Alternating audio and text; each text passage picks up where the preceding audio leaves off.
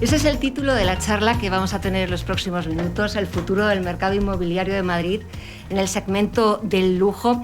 Y es cierto, y lo sabéis todos mucho mejor que yo, que Madrid se está posicionando, lo lleva haciendo ya desde hace algún tiempo, como la capital mundial de la inversión inmobiliaria de lujo. Madrid está superando a otras ciudades españolas, por supuesto, pero también está superando a otras ciudades europeas, París, ciudades mundiales, Miami, muchas más, con revalorizaciones de hasta un 30%. Y lo que vamos a intentar en los próximos minutos, sobre todo con ellos, con su ayuda, es preguntarnos por qué Madrid está liderando ese ranking, cuáles son los factores que podrían explicar por qué Madrid supera a cualquier otra ciudad. ¿Qué llamamos lujo? ¿Qué es el lujo? Habéis hablado en vuestro proyecto del lujo disruptivo, del lujo innovador, del lujo en los detalles. Vamos a ver si también encontramos esos tres elementos, pero si os parece, lo primero de todo, comienzo a saludar a mis contertulios. Comienzo saludando a Roberto Perri, él es director general y cofundador de Grupo Impar. Muy buenas tardes, bienvenido. Buenas tardes. ¿Todo bien? Todo bien, aquí estamos. Aquí estamos, para charlar, para hablar de ese futuro del mercado inmobiliario y de Madrid como epicentro del lujo. Saludo también a Alejandro Bermúdez, el es CEO y cofundador de Atlas Real Estate. Muy buenas tardes. Muchas gracias. Muchas gracias por invitarme. Es un placer estar aquí con este quórum tan impresionante. ¿Verdad que sí? Sí. Es una maravilla. Y saludo por último a Amadeo Navarro, él es el cofundador de Holding One. Amadeo, muy buenas tardes, un placer. Buenas tardes, Gemma, y muchas gracias por aceptar moderar esta mesa redonda, que espero que sea súper interesante pues, para todo lo que estamos aquí. Seguro que sí, sobre todo porque con ese inicio, con ese principio, ya lo que va a venir a continuación va a ser igual de interesante. La primera pregunta para los tres, después podéis intervenir cuando queráis, también dejemos un poquito la improvisación a que vayáis contando vuestras experiencias, pero yo creo que la primera pregunta es general. Y la primera pregunta es: Madrid se corona como la capital mundial de la inversión inmobiliaria de lujo. Roberto, ¿por qué? Bueno, que no dije buenas tardes, fue el único que no dijo buenas tardes. Buenas tardes. Sí que digo buenas tardes ahora. A ver, Madrid, yo soy venezolano, por lo que ven por mi acento, y tengo 21 años viviendo en Madrid. Cuando yo llegué a Madrid hace 21 años, todo el mundo decía, no, vale, ahora te gusta Madrid, que tú no sabes lo que era esto hace 10 años. Pues yo ahora todo el que llega a Madrid le digo, no, bueno, ahora te gusta Madrid, tú no sabes lo que era esto hace 20 años, ¿no? Y Madrid es una ciudad que en poquísimo tiempo ha tenido un cambio tan radical que es palpable, que lo notas, que lo ves. No tiene nada que ver lo que era la calle Jorge Juan, lo que era la calle Serrano, incluso lo que era Sagasta, donde estamos ahora, con lo que era hace 20 años. Y eso se ha ido reflejando en ese mercado que sin duda alguna estaba latente, que sin duda alguna consideraba que Madrid estaba un poco, digamos que no abandonada, no va a decir abandonada, pero un poco por detrás de grandes capitales europeas, como decía, y que en el momento en que políticamente, económicamente y socialmente acompañó esa transformación, fue llegando el capital. Y realmente Madrid es una ciudad que ofrece todo. Yo creo que era natural. Ahora, siempre es fácil decirlo a toro pasado, ¿no?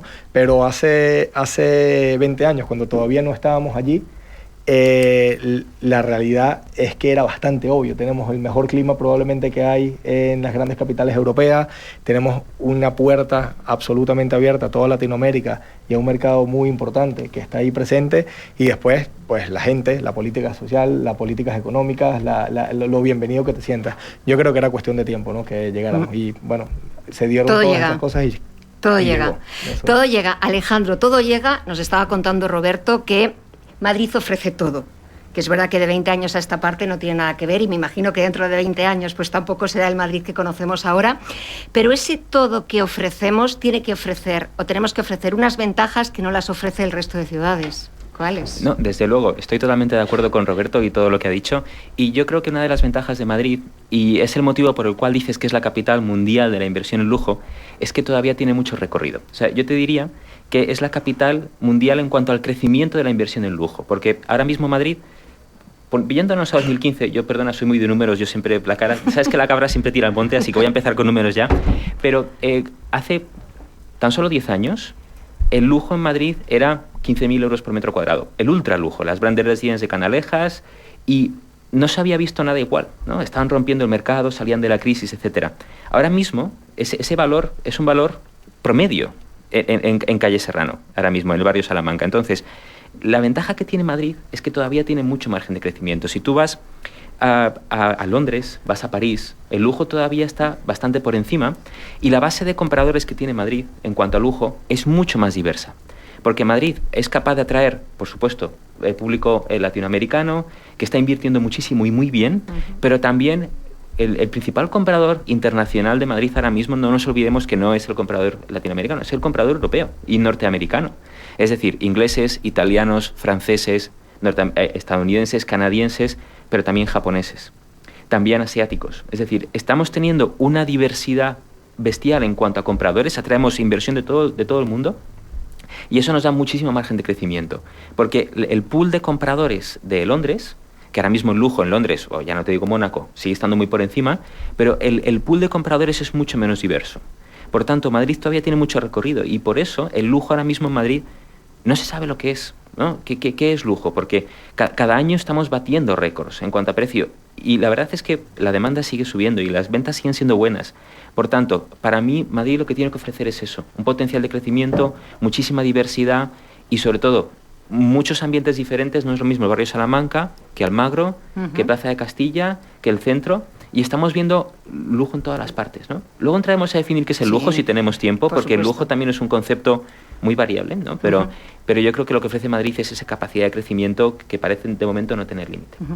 Madrid ofrece muchas cosas, Amadeo. Ofrece esa idea de lujo, que luego la detallaremos más en profundidad, y del ultralujo.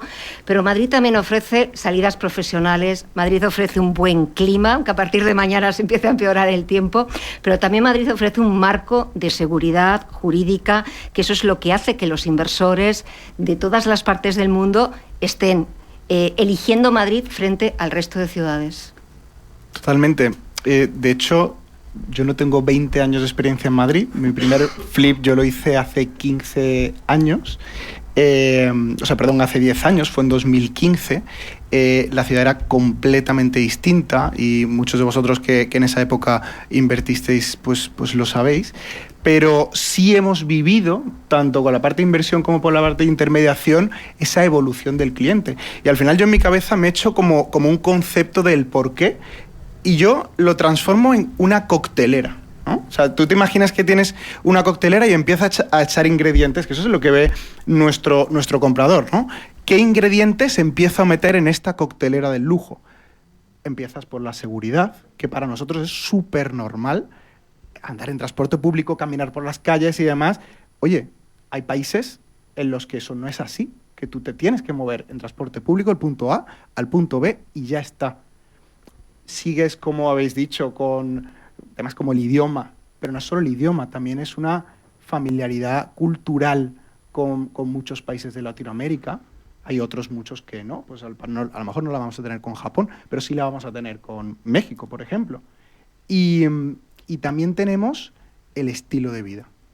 Ojo, porque este punto parece que lo pasamos un poco por encima, pero como ha dicho Roberto, ¿no? El estilo de vida es una mezcla de clima, es una mezcla de restaurantes al más alto nivel, es una mezcla de colegios internacionales, ¿no? Pasamos a una estabilidad institucional y legal, o sea, que tú puedas ir al notario tranquilamente, tú te vas con tu escritura debajo del brazo y sabes que tu patrimonio está protegido, ¿no? Y también el mercado, que ha comentado Alejandro. Oye, los compradores, una de las cosas que más se van a fijar es, oye, puedo tener esa respuesta impulsiva de decir quiero comprar, pero va sustentado por un mercado que todavía me permite ese recorrido, que me permite decir estoy haciendo algo lógico dentro de que quiero vivir en una zona prime, ¿no? Y hasta aquí yo creo que tenemos el 90% de los ingredientes, ¿no? Ya hemos servido el cóctel, ya lo tenemos perfecto. Y la decoración, o sea, ese último toque, ese último 10%, yo se lo voy a dar al FOMO. Hay un pequeño factor que es que yo escucho que Madrid está de moda, mi primo, mi hermano, mi socio, mi amigo me dice, oye, mira lo que me acabo de comprar en Recoletos. Y el impulso que tiene eso, el efecto contagio que tiene eso en muchas personas de ciertos países es súper potente. Entonces, ahora ya ahí armamos el cóctel del por qué creo yo que es Madrid. Ahora solamente hay que servir ese cóctel y disfrutar del cóctel, pero vamos a disfrutar de ese cóctel. Hemos metido ya todos los ingredientes, yo creo que coincidís bastante, pero Roberto, ¿qué es un proyecto de lujo hoy en Madrid y cómo ha ido cambiando la percepción del lujo? Yo siempre digo que para que tengas un proyecto de lujo tienes que cumplir una serie de checks, ¿no? Tienes que coger un proyecto, un edificio, el que sea, un solar. En Madrid la mayoría son edificios cuando vamos a desarrollar lujo, y tienes que medir cuántos checks tengo. Yo no comparto que el lujo es solo arquitectura. La arquitectura es esencial, absolutamente, ¿no? La arquitectura y el interiorismo lleva probablemente esos proyectos a sus máximos, ¿no? Pero si tú dentro de ese proyecto no tienes una ubicación especial dentro del entorno en el que estás, incluso en esta misma calle, no es lo mismo estar en la esquina de Alonso Martínez que estar en el edificio de enfrente. Si no tienes muchos balcones a la calle, si no tienes espacios diáfanos que te permiten explotar eso, la arquitectura podrá hacer su trabajo, pero va a estar limitada. Entonces, en el momento que tú quieres ir al lujo, y ya cuando hablamos del ultralujo, más aún, tienes que tener todos los checks. Y esos checks incluyen arquitectura, incluyen diseño, incluye ubicación y incluye esencialmente en este momento servicio. Un edificio en este momento sin servicio no es lujo máximo. Entonces, yo creo que cuando hablamos de ultralujo o los precios, y no para contradecir en lo más mínimo lo que dice Alejandro, porque además de números no me atrevería, ¿no? Pero creo que hoy se habla muy rápidamente de Madrid en 20 y pico mil euros el metro cuadrado, ¿no? Y asusta, ¿no? Da vértigo.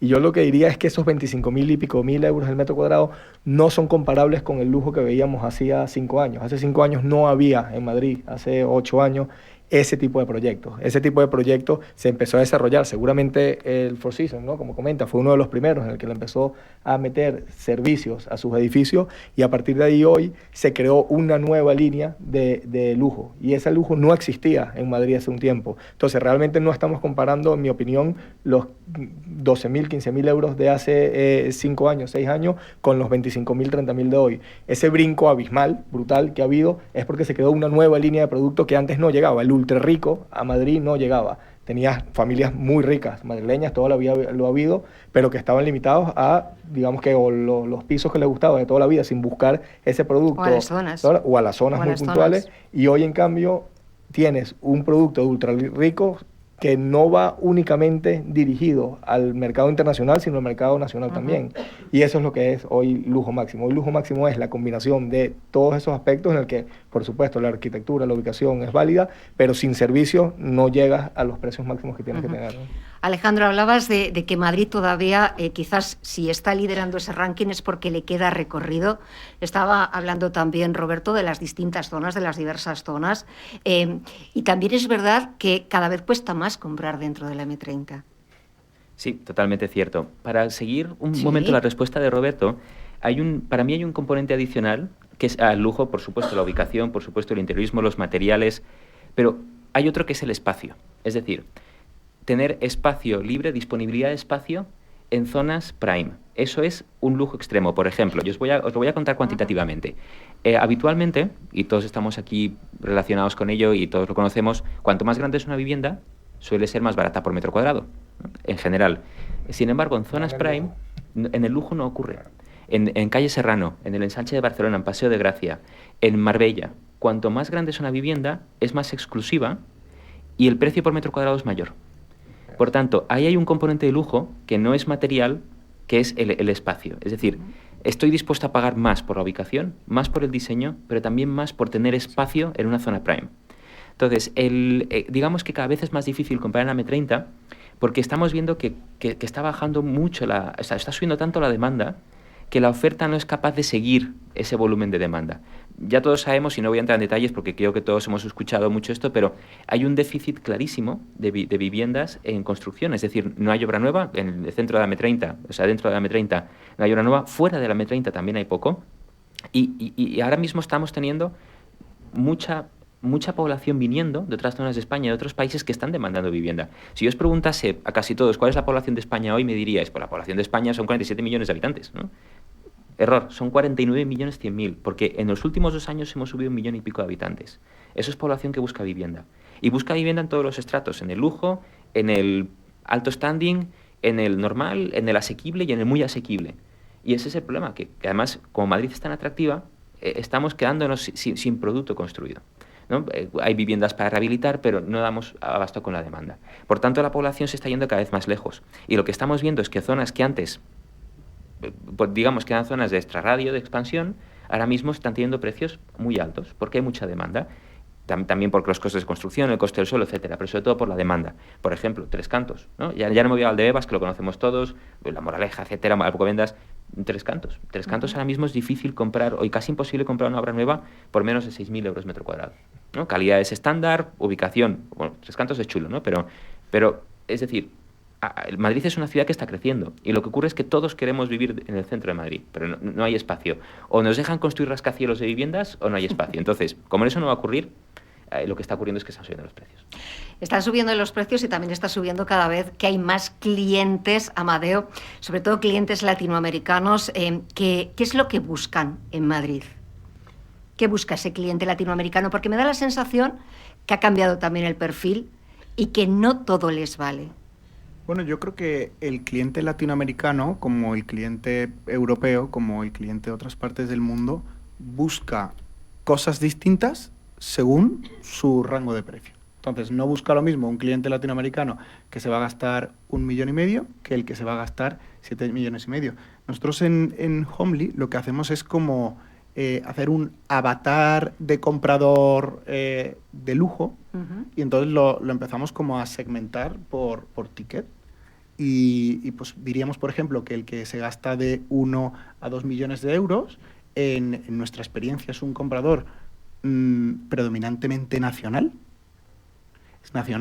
que tiene digamos, un impulso racional. O sea, cuando va a comprar, le importa vivir en una buena ubicación, sí, pero también le importan cosas prácticas. Le importa, si puedo tener garaje, mejor, ¿no? Si puedo tener un balconcito para salir para que me dé el aire, mejor, pero prefiero tener un salón más grande, ¿no? Es un cliente que tiene cierto nivel de raciocinio en la compra, y se mezcla con algún cliente internacional que va buscando un pied-à-terre un poquito más pequeño en zonas mejor ubicadas.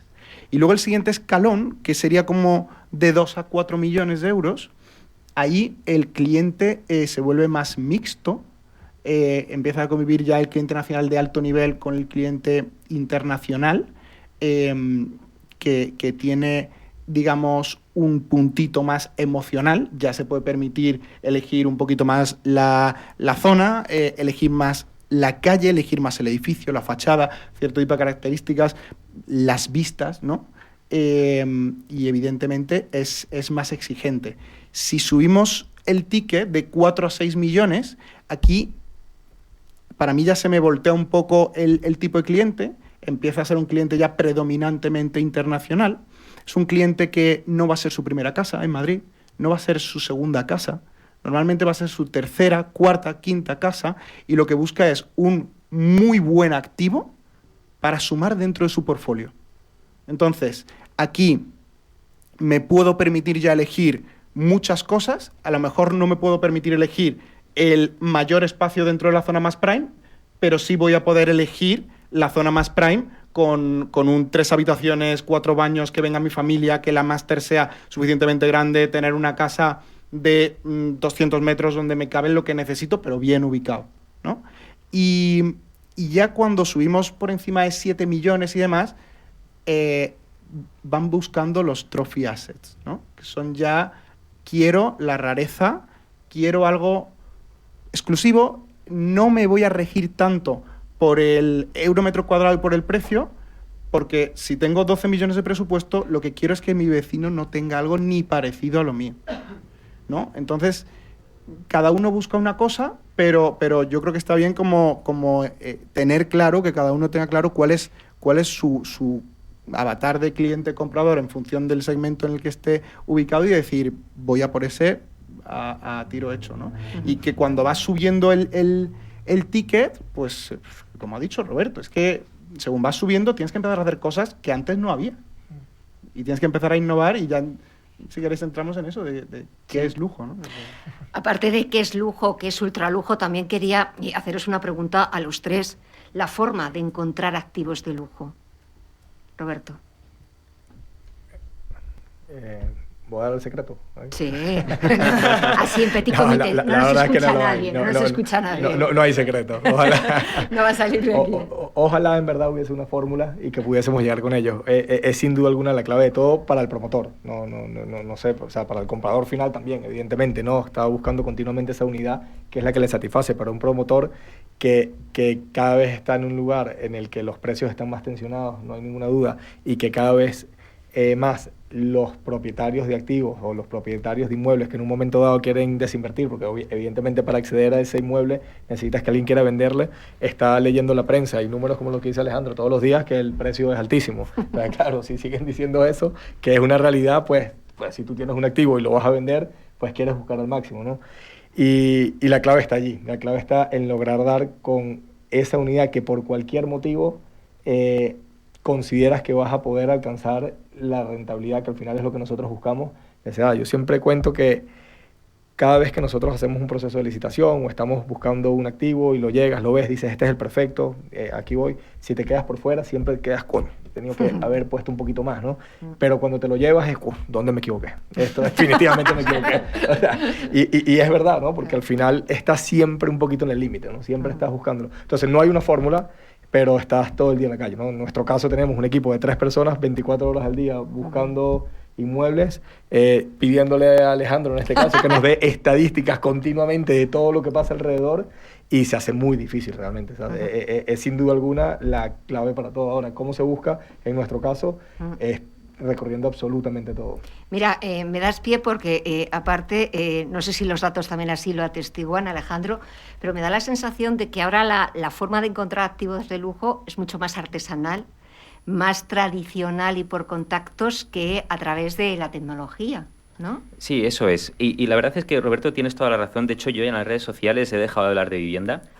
Ya lo verás. He dejado de hablar de vivienda porque creo que ya está muy manido y ya cuando dices el precio está por encima de la burbuja, es como estás comparando churras con merinas y el alquiler en la burbuja no era como tal, o sea, no había burbuja de alquiler, era otro tipo de cosa. Entonces, como se está referenciando tan mal, para nosotros es casi un riesgo hablar ahora mismo de precios de vivienda. Y si miras nuestro LinkedIn, los últimos meses hay poco de vivienda, como mucho de vivienda asequible, pero no de vivienda.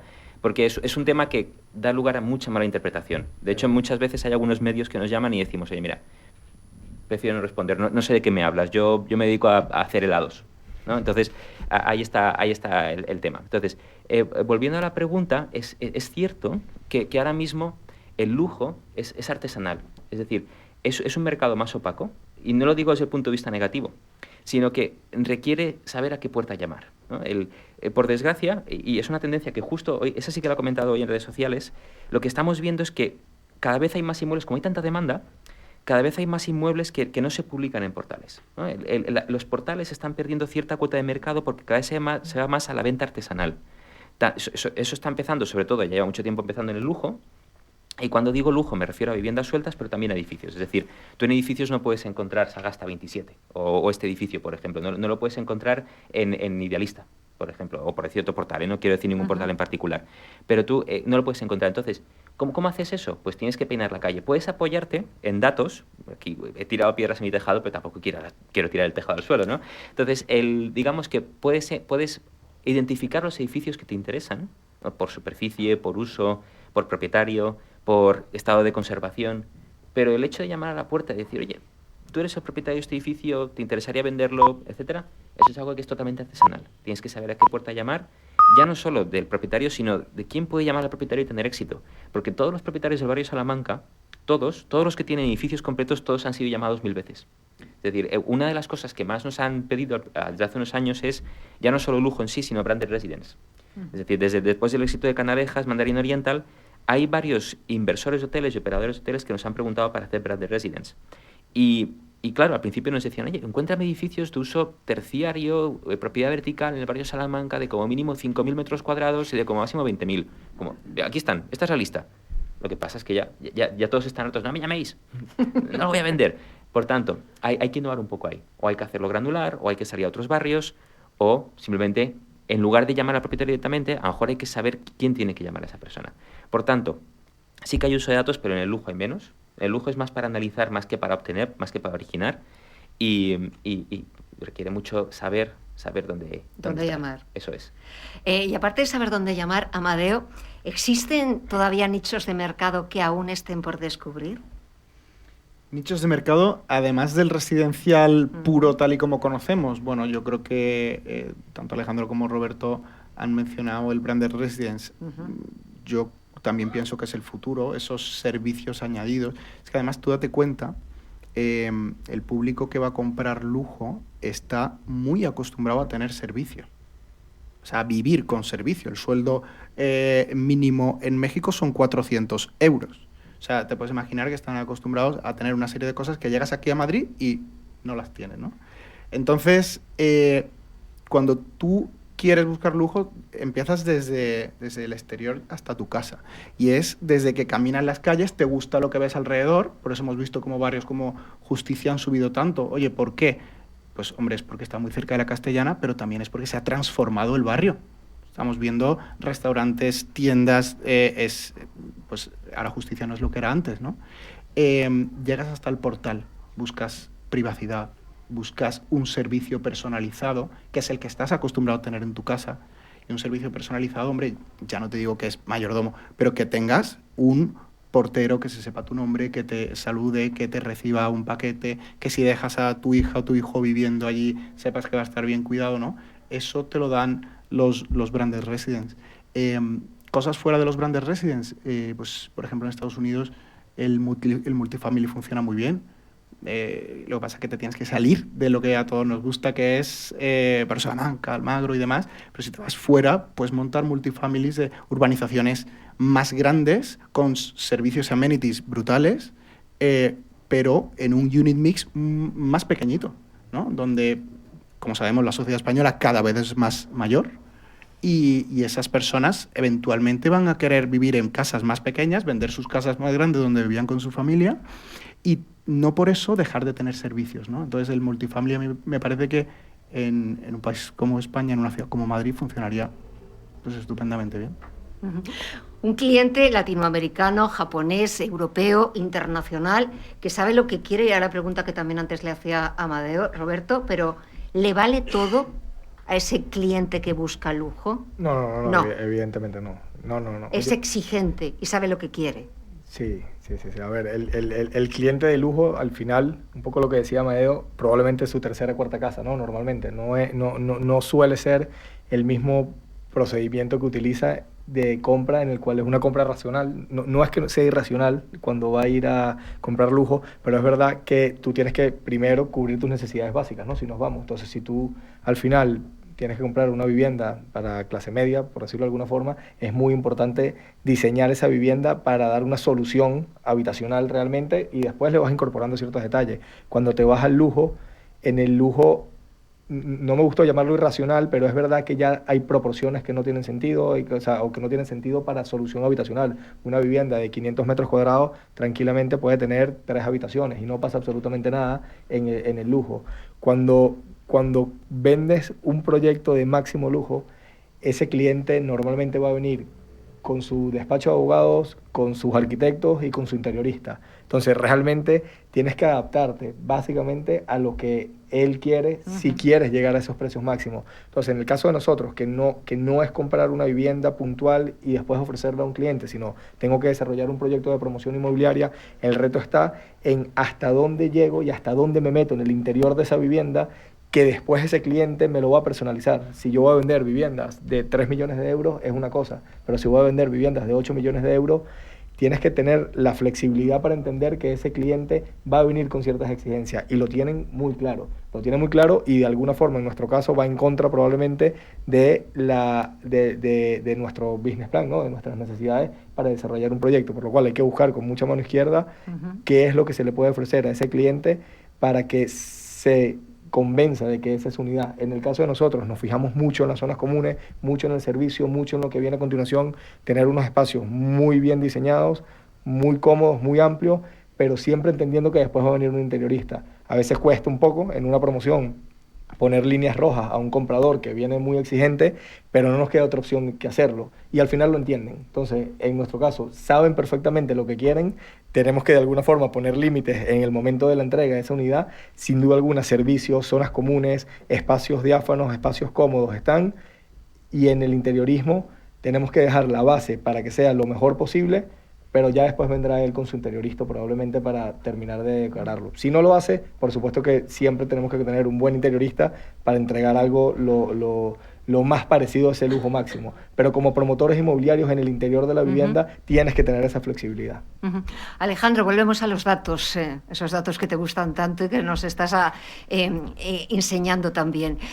Hablábamos antes, una de las primeras preguntas es de lo que cuesta cada vez más comprar dentro de la M30. Yo no sé si una de las opciones que barajáis es lo de romper barreras de precios en diferentes barrios y cómo se rompen, qué pasa después con los precios. Cuéntanos. Se están rompiendo en general en las principales áreas metropolitanas de España, ya no solo Madrid, ahora entraré en el caso de Madrid, pero también en Valencia, también por supuesto en Málaga, todo lo que es la Costa del Sol, pero también en Murcia, se están rompiendo por supuesto en Barcelona. De hecho, Barcelona todavía tiene el récord de la vivienda más cara por metro cuadrado, que es la Grande Residencia de Mandarín Oriental, a 40.000, y en general se está batiendo en todos lados, pero también en el standing medio, incluso en la obra nueva normal, digamos. Por ejemplo, ahora estamos trabajando con un promotor, no diré la zona ni diré el promotor, pero que nosotros, y aquí nosotros veíamos que era una zona relativamente de clase trabajadora, y decíamos, aquí no puedes vender estas viviendas por encima de 4.500 euros metro cuadrado, no te las va a comprar nadie. No hay, estás muy por encima de los comparables de al lado. Los de obra nueva, los reformados, los de segunda mano, estás muy por encima, estás un 50% por encima. Total, pusimos las viviendas en venta, una promoción de 20 viviendas. Las pusimos en venta a 4.500. En 24 horas se vendieron 4 viviendas, es decir, un 20% de las viviendas de la promoción, y fue como para. Subimos a 4.800.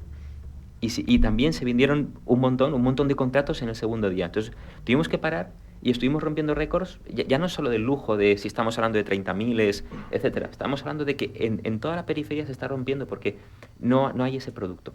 Y además el cliente, y también para complementar las respuestas de Amadeo y de Roberto, como bien decíais antes, es muy exigente en el interiorismo y en los acabados. Ayer tuve una conversación en otro foro con un inversor mexicano, y lo que le sorprendía al inversor mexicano es que la calidad, y no quiero herir ninguna sensibilidad, traslado sus palabras, la calidad de la obra nueva, de la calidad media, era muy baja en comparación con lo que ellos veían en México, en la obra nueva, de los materiales, de los acabados, etcétera.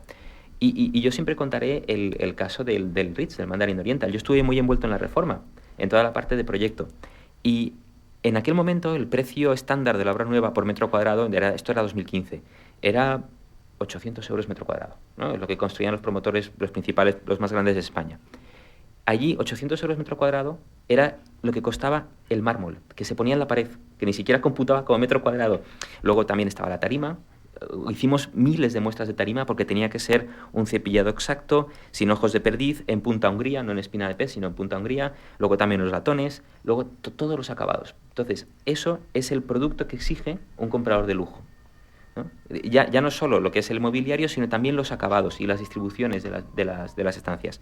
Por tanto, creo que me he ido un poco de la respuesta a la pregunta que me has hecho, pero te diría que por la falta de oferta que hay, se están rompiendo precios en general en toda la área metropolitana. Es decir, ahora mismo en Madrid es muy difícil encontrar obra nueva en la comunidad, me atrevería a decir, por menos de 3.500 euros metro cuadrado. Amadeo, ¿quieres añadir algo? A ver, la verdad es que mi experiencia, lo que yo me he encontrado muchas veces, y viene muy a colación de lo que acaba de decir Alejandro, es que cuando un inversor toma la decisión de reformar, porque hay muchos inversores que dicen, ok, yo compro esto, espero a que se revalorice la zona y vendo. Pero en el momento en el que tú tomas la decisión de reformar, asumes el riesgo de equivocarte con la reforma. Creo que eso es lo peor que te puede pasar. Y yo lo he vivido teniendo en cartera muchas viviendas de inversores que parece que tienen un euro metro cuadrado adecuado, parece que tienen una zona correcta, parece que todo cuadra, y dices, no entiendo cómo esto lleva a la venta 2 años. No lo entiendo. Y es por un fallo en la distribución. Hay ocasiones en las que el promotor, el inversor, dice, ya tengo aquí mi casita de 400 metros en Hermosilla y voy a reformarla. Y yo tengo un súper criterio para reformar y voy a poner aquí una entrada de 50 metros y voy a poner la habitación y la cocina. Y luego vas tú con el ojo clínico de haber visto un montón de casas, de haber acompañado a un montón de compradores que tienen esa capacidad económica y empiezas a entender qué es lo que quieren y lo que no quieren, ¿no? Y para mí, de los mayores fallos que he visto, sobre todo, no tanto en inversores hormiguita, como yo digo, o sea, no tanto de los que van una por una aprendiendo y demás, sino a lo mejor inversores que por sus exigencias de inversión detrás tienen que ir más a volumen. Es como, compro todo lo que sea a euro metro cuadrado sin fijarme en las características, reformo todo, sea como sea, y esto ya es una vivienda reformada. Muchísimo cuidado con eso. O sea, es que cuando te encuentras viviendas que dices esto por qué no se vende, visitadlas. Y os daréis cuenta de por qué no. Entonces, cuando tomas la decisión de invertir en la reforma, ahí es donde hay que decir, ojo, prefiero gastarme un poquito más en tener clarísimo que me validen que esa es la distribución. Fíjate que ya las calidades, pues en un momento dado puedes cambiar el revestimiento de un baño tal y cual. Como te equivoques en una distribución, estás muerto, porque estás obligado a cobrarlo. Entonces ese es el detalle. ¿Quieres añadir algo, Roberto? No, bueno, era un poco lo que decía Alejandro, pero Sí. muy rápido, ¿no? Que la tensión que hay en los precios, porque cuando hablamos de lujo siempre al final es algo polémico, ¿no? Siempre de alguna forma hay que tener como mucha mano izquierda y pareciera que siempre somos los malos de la película, y probablemente en algún ámbito se podría pensar que es así. Pero el problema que tenemos en la vivienda, que es un problema, o sea, yo creo que no es algo bueno lo que estamos diciendo, que en toda la Comunidad de Madrid no se puede comprar por debajo de 3.500 euros el metro cuadrado, y que en Tres Cantos 6.000 hablabas, ¿no? Evidentemente tenemos un problema serio, y el problema serio no es que, en mi opinión, que vengan ricos a comprar en el barrio de Salamanca, que evidentemente pues quizás pueda fastidiar a alguien, pero no es el problema social, no se soluciona el problema social ahí. Tenemos un problema serio de suelo, de producción de suelo, y hasta que no se produzca más suelo, no vamos a solucionar el problema. No es el lujo el que trae el problema lo trae la falta de producto. Hoy, para desarrollar un plan urbanístico en Madrid o en España, tardas, ¿cuánto, Alejandro? ¿Tú hablas 30 años? Puede ser, tranquilamente. Cualquier cosa de entre 15 y 40 años, o 50. Es un absurdo. Entonces, Sí. Hoy empiezas con la voluntad de poner en marcha un plan urbanístico y vas a tardar probablemente 20 años, vamos a ponerle de media, en que puedas llegar a ponerlo en marcha. Hasta que eso no se solucione, vamos a tener el problema. Era solo para hacer un paréntesis. No, me ha parecido perfecto. Y sobre todo, no es que puedas decir, oye, yo vengo aquí, pongo mi business plan 15 años y ya está, y hago mis cálculos con 15 años. Es que puede que estés a punto, en 10 años, a punto de tener la aprobación definitiva para meter las máquinas, Claro. y que luego el más mínimo Que cambie el defecto de gobierno, forma... cambie el que cambie el gobierno, cambien las leyes. o que haya un talud que en lugar de ser así, esté así, Ya. Y y empiezas entonces de cero. empiezas desde cero, otros 10 años. ¿no? No. Por tanto, la incertidumbre es bestial, y lo que hace falta en España ahora mismo, aparte de una regulación más flexible, y de esto podríamos estar aquí durante horas hablando, es inversores en suelo. Lo que pasa es que no hay suelo en generación, y nadie invierte en suelo en generación en Land Bank, porque como hay tanta incertidumbre, no hay capital en Land Bank. Hay algunos inversores como Azora que están invirtiendo en Land Bank, pero en los últimos 4 años, cuando ya quedan las últimas etapas. Pero claro, como no hay inversión en etapas previas, no se desarrolla a la velocidad que se debería desarrollar. Y hay muchos sectores, en Madrid hay mucho suelo que podría ser urbanizable, pero que está muerto. Es un suelo en barbecho, es un patatal que nadie está aprovechando económicamente, ni para agricultura, ni para ganadería, ni para nada, y que no se está desarrollando con la necesidad de vivienda que tenemos ahora mismo. Porque el grueso de vivienda es lo que decía Roberto, no se soluciona en el barrio de Salamanca. Se soluciona construyendo más vivienda, más volumen. En Madrid hacen falta 35.000, 40.000 viviendas al año. Y estamos muy lejos de construir eso. Solo eso es la mitad de lo que se construye en toda España al año. Entonces, el problema es de una magnitud bestial. No, el problema es bestial, y el problema no hay manera, no, como os preguntaba yo al principio de si había una fórmula mágica para invertir en el lujo. Es cierto que no la hay, tampoco parece que la hay para intentar solucionar o encontrar una solución a medio y largo plazo del problema de la vivienda. Pero algo que decía Roberto y que quería preguntártelo también, Amadeo, es que muchas veces ha sido como el lujo y el ultralujo el culpable de todo, o al que hemos echado las culpas porque había que echárselas y que fueis los malos de la película. Es que es muy populista, o sea, quiero decir, es que queda muy bien irte a una revista, a un periódico y decir, los mexicanos vienen al barrio Salamanca a disparar la vivienda de España. Por Dios. O sea, el barrio Salamanca es así comparado con el problema que tenemos en el país, ¿no? Entonces, pues empezamos a mezclar conceptos.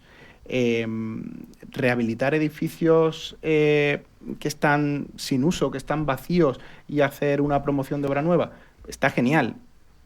Lo van a absorber todo, evidentemente. El problema es que, claro, un edificio, ¿cuántas unidades tiene? Que tiene 20 unidades en Madrid, el que más, porque cada vez son unidades más grandes. Entonces, pues eso no va a solucionar nada, simplemente lo que va a hacer es que quien está dispuesto a invertir en lujo, en ese lujo que se ha transformado, que me ha encantado lo que ha dicho Roberto, oye, esto es un nuevo lujo y antes no existía el ultralujo. De hecho, se está viendo como muchos inversores que tienen planificados sus niveles de reforma, ¿no?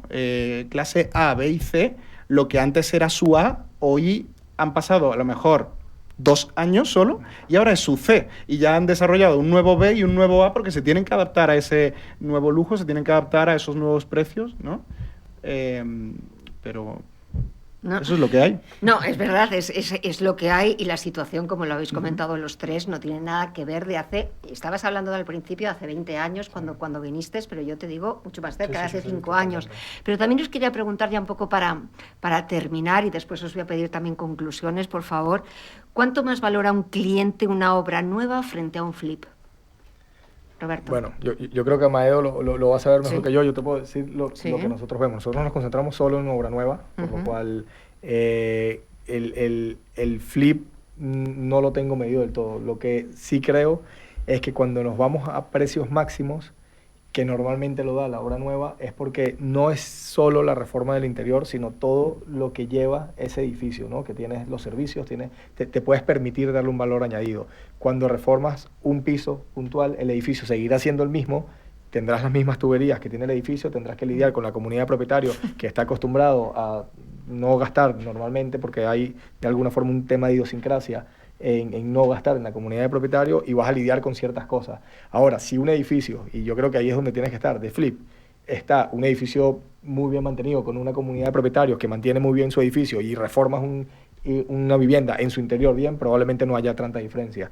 Si en cambio ese flip lo haces dentro de un edificio que tiene un montón de carencias, digamos, aunque tu piso sea espectacular y tenga las mejores vistas, pues probablemente esas carencias harán que no tengas todos estos checks que he hablado. Normalmente cuando haces obra nueva, pues tenderás o intentarás tener la mayoría de checks y te lo vas a poder permitir, ¿no? Entonces, bueno, no te sé decir cuál es estadísticamente porque creo que es muy difícil verlo, depende de caso a caso, pero como regla general, sí hay una diferencia de precio, no te sé decir proporcionalmente, yo no sé Las si hay estadísticas se las dejamos a Alejandro. Pero probablemente si el edificio está muy bien, no habrá tanta diferencia. Si el edificio no está tan bien, Claro. habrá un poco más, ¿no? A ver. Claro, a ver, yo creo que no se puede sacar una estadística como tal de decir es un 32,77% más. No, eso no se puede hacer porque, claro, si tú tienes un edificio histórico o en calle Serrano que tiene un buen portal, como decía Roberto, vale mucho más ese flip reformado, Claro. muy bueno, con un portal excelente, que una obra nueva que posiblemente sea más normal, ¿no? Con una distribución más normal. Por tanto, yo te diría que depende mucho de la calle, depende mucho del edificio que tengas, porque si el edificio tiene porte histórico o la fachada es bonita y tal, yo prefiero vivir en un edificio reformado, ¿no? También depende mucho de la comunidad, de los vecinos que tengas y de todo, por supuesto. Pero entonces yo te diría que no hay, por supuesto, se pueden sacar estadísticas generales por barrio. Oye, mira, el piso para reformar tiene este valor y el piso reformado tiene este valor, por tanto le puedes meter 3.000 euros por metro cuadrado de CAPEX, costes de financiación, soft costs y de honorarios profesionales. Eso es lo que tienes, pero no deja de ser una estadística que tienes que ir y pisar la casa, ¿no? Así que yo te diría que depende mucho del barrio y depende mucho del edificio. Amadeo. Es que de hecho es tal cual así. Madrid tiene una cosa mala para el comprador y es que es de las ciudades menos estandarizadas, ¿no? Tú llegas aquí sin tener ni idea y dices, bueno, pues Chamberí vale esto y Salamanca vale esto y... No. Pero es que ni por barrio, ya no te hablo de distritos, pero es que a lo mejor ni por calle. O sea, entonces es una cosa mala que a mí me parece preciosa, me parece súper bonito que el que lleva trabajando en Madrid un montón de años se pueda asesorar con alguien que de verdad sepa y le diga, no, mira, es que este tramo de la calle Ayala es muchísimo peor que este otro, ¿no? Y es que aquí hay una callejuela que se llama Villalar, que es buenísima, pero ¿qué tal? Entonces, cada edificio cambia, y me voy a repetir un poco lo que han dicho, pero es verdad, es que cada edificio cambia y cada edificio tiene sus particularidades. Lógicamente, no te quiero dar estadísticas estando aquí Alejandro delante, pero evidentemente pues va a haber un 15, va a haber un 20% de diferencia por el simple hecho de que cualquier inversor que haya estado aquí, que se haya dirigido a comprar un edificio, cuando la lógica te dice si me compro el edificio entero va a ser más barato que si me compro el piso granular, se da cuenta de que no, de que el edificio es más caro euro metro cuadrado a reformar que el piso a reformar. Y dices tú, ¿por qué? El valor de no tener vecinos es enorme. No porque los vecinos sean un fastidio y demás, que también, sino porque no puedes hacer nada, no puedes aportar valor. Y a los desarrolladores lo que nos gusta no es solo decir, Buah, he ganado tanto. Oye, también tenemos un puntito que es, estoy mejorando el parque inmobiliario de mi ciudad en la que estoy actuando. Y ese parque inmobiliario lo mejoras cuando restableces la fachada a como era originalmente, cuando pones un portal espectacular, cuando hablamos de rehabilitaciones, y eso lo haces con la obra nueva, eso no lo puedes hacer con un flip. Puedes meterte en temas de ESG, puedes meterte en que sea más sostenible, pero hasta un punto. Sí, o sea, nuestra experiencia es que el comprador final, en obra nueva normal y en lujo, no valora tanto el ESG. Es decir, tú le dices, esto es un certificado A, un certificado B. Pues cuando tú haces la correlación entre el certificado y el valor de la vivienda, no hay correlación.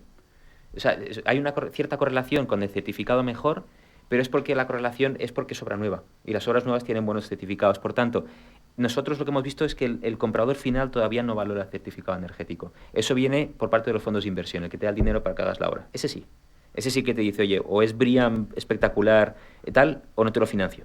Pero no tanto el comprador final.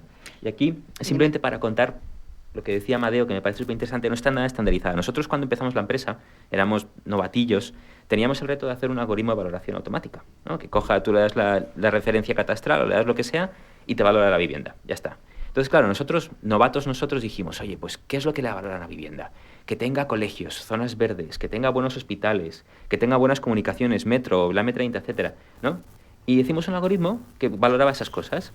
¿Qué es lo que pasaba? Que nos dio que la zona más cara de Madrid era la Plaza de Castilla, Chamartín, porque tiene buenas conexiones de transporte público, tiene la M30, tiene la A1, tiene los mejores colegios, los mejores hospitales. Ahí vivo yo. Exacto, pues eso. Pero claro, tú no le puedes decir a tu cliente, no, tu casa en Serrano vale 5.000 y tu casa en Chamartín vale 22.000 euros metro cuadrado.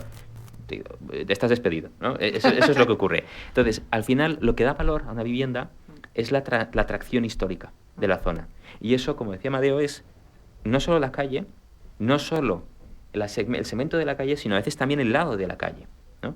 Y por tanto, cuando tú diseñas el algoritmo, ya para terminar de cerrar la historia, lo que tienes que hacer es que coja todos los testigos, vea cuál es la dispersión de precios de los testigos y elija si acoge la calle, si coge un radio o si coge otro tipo de activos. Es decir, es complicado, porque en Madrid no está nada estandarizada. Me quedan 3 minutos, me están diciendo, y es que el título de la conferencia, venga, rápidamente, futuro del mercado inmobiliario de Madrid en el segmento del lujo. Roberto, un minuto. A ver, un minuto. Yo creo que Madrid, lo hemos dicho todo aquí, pero un poco resumiendo, Madrid cambió, el lujo en Madrid ha cambiado y es un lujo que llegó para quedarse. Eso no quiere decir que los precios siempre van a seguir subiendo. Yo no estoy seguro y creo que nadie puede decirnos si los precios van a seguir subiendo o bajando. Lo que sí sé es que ese mercado de lujo llegó para quedarse independientemente de las variaciones que tengamos en el mercado. Y allí lo que hago es invitarlos a buscar esa excelencia. Creo que Madrid es una ciudad que ofrece tanto y tiene todavía tanto que crecer. Lo que empezaba Alejandro diciendo, que sigue teniendo recorrido, seguramente lo tiene. Habrá vaivenes, seguramente tendremos mejores momentos, peores, pero esta ciudad cambió. Sin duda alguna, es una de las ciudades de destino lujo en este momento en el mundo, y pues los que estamos en este segmento sigámoslo aprovechando y saquemos lo mejor de sí. Alejandro. Sí, sin duda. De hecho, esta evolución que estamos viendo del lujo va como por rachas. Hay veces que evoluciona mucho en precio por metro cuadrado y hay veces que meses que el metro cuadrado se estanca, pero lo que aumenta es el ticket total, porque estamos viendo viviendas mucho más grandes, que es un poco lo que está ocurriendo ahora. Ahora mismo ya no es raro ver viviendas de 4, 5, 6 y más millones de euros. Entonces, yo te diría que la perspectiva es que el euro metro cuadrado pueda seguir subiendo, pero lo que creemos que no va a subir son las tasas de absorción. Es decir, eso hay que tener cuidado. No porque haya margen de crecimiento voy a empezar a vender todo mucho más rápido, ¿vale? La comercialización va a ser igual o más complicada. Amadeo. Bueno, yo estoy totalmente en línea. Yo sí espero que haya un poco de estabilización, sobre todo ahora de aquí a final de año, en precios, pero en ningún caso esperamos que vayan a bajar. Creo que se va a seguir absorbiendo todo lo que sea bueno, y aquí insisto, yo creo que todos tenemos criterio y todos hemos visitado casas que desarrolla otro, que desarrollamos nosotros, que nosotros mismos mejoramos. Lo que sea bueno se va a seguir absorbiendo. Yo quiero aprovechar mi minuto para ver si alguno de vosotros tiene alguna pregunta, que tenemos a dos ponentes espectaculares, por si quieren preguntar algo concreto, alguna curiosidad, alguna duda, que puede ser buen momento. A tres ponentes, Amadeo.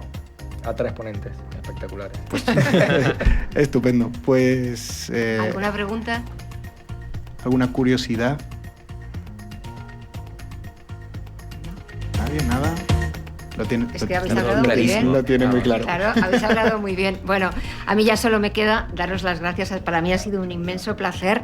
Roberto Perri, director general y cofundador de Grupo Impar, Alejandro Bermúdez, CEO y cofundador de Atlas Real Estate, y Amadeo Navarro, cofundador de Holy One. De verdad, ha sido un placer. Gracias a los tres. Espero que a ustedes también les haya gustado y el lujo ha llegado para quedarse y bienvenido el lujo. Gracias, señores. Muchas gracias.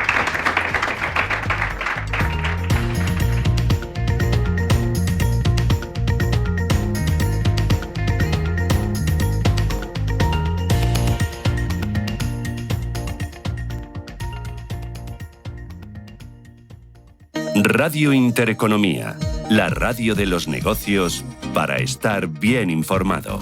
Eres lo que escuchas.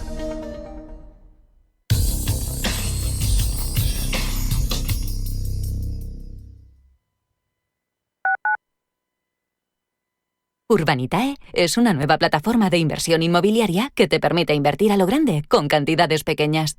Uniendo a muchos inversores, logramos juntar el capital suficiente para aprovechar las mejores oportunidades del sector. Olvídate de complicaciones. Con Urbanitae ya puedes invertir en el sector inmobiliario como lo hacen los profesionales. ¿Qué tipo de piel tienes? ¿Te la cuidas? ¿Te proteges del sol? ¿Se te cae el pelo o se te hinchan las piernas? ¿Qué perfume puedes regalar? Deja de buscar en internet respuestas confusas, porque ahora en Belleza Capital estarás enterado de todo esto y mucho más. Los sábados de 11 a 12 de la mañana en Radio Intereconomía con Katia Rocha. Si una persona sale de un punto A por un camino difícil y otra sale de un punto B por un camino más cómodo, ¿se encontrarán? Acompañamos a personas en situación vulnerable desde la infancia hasta el final de su vida, porque nosotros no creemos en las coincidencias, creemos en las oportunidades. Fundación La Caixa. Solo es progreso si progresamos todos. Descubre lo último en vehículo eléctrico, 100% sostenible, 100% conectado, con una autonomía sin límites para llegar donde quieras. Bienvenidos al Metro del futuro. Metro de Madrid, a la vanguardia de la movilidad urbana desde 1919. Comunidad de Madrid. Esta es tu oportunidad. Del 21 al 23 de mayo te esperamos en el SIMA, en IFEMA, en el stand D201 BIS. Ven a conocer Sirena Invest, sí, con Y, y descubre por qué invertir en Polonia es una opción segura y rentable. Sirena Invest, expertos en inversión inmobiliaria internacional. Stand D201 BIS en el SIMA. No faltes. Radio Intereconomía. La información precisa y detallada. La información que usted desea conocer.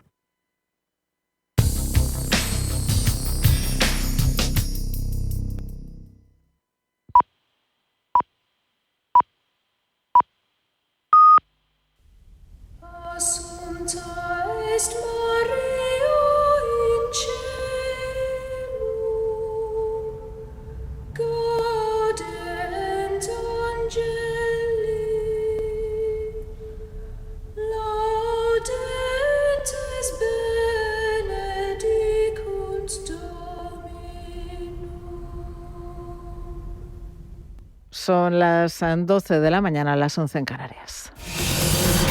Radio Intereconomía. Boletín informativo. Buenos días. Las negociaciones de paz entre Ucrania y Rusia previstas para este jueves en Estambul se aplazan hasta esta tarde por iniciativa del país anfitrión, Turquía, según ha informado el Ministerio de Exteriores ruso. Recep Tayyip Erdogan tiene previsto reunirse después del mediodía en Ankara con el líder ucraniano Volodymyr Zelensky. El presidente ucraniano decidirá entonces si se suma a la mesa de negociación a pesar de la ausencia a la misma